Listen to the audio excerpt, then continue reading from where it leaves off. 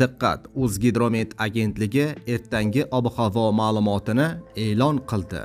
Mamlakatimizdan jazirama issiq qachon chekinadi? Barcha kerakli ma'lumotlar ushbu xabarda joylangan.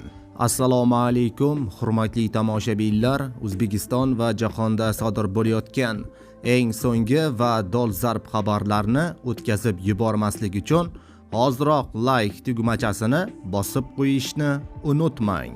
Diqqat qiling. O'zgidromet 14-avgust kuni uchun ob-havo prognozini e'lon qildi. Unga ko'ra, Qoraqalpog'iston Respublikasi va Xorazm viloyatida havo bulutli bo'ladi.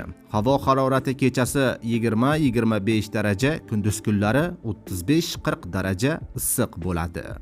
Buxoro va Navoiy, Toshkent, Sirdaryo, Jizzax va Samarqand viloyatida havo bulutli bo'ladi, yog'ingarchilik kutilmaydi. Harorat kechasi 21-26 daraja, kunduz kunlari 35-40 daraja issiq bo'ladi. Qashqadaryo va Surxondaryo, Andijon, Namangan va Farg'ona viloyatida havo bulutli bo'ladi, yog'ingarchilik kutilmaydi. Harorat kunduzi 35-40 daraja issiq bo'ladi.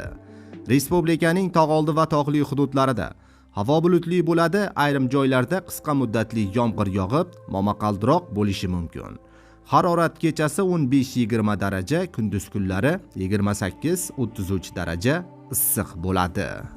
So'nggi xabarlarni doimo kuzatib borish uchun like bosib, kanalga obuna bo'lishni unutmang.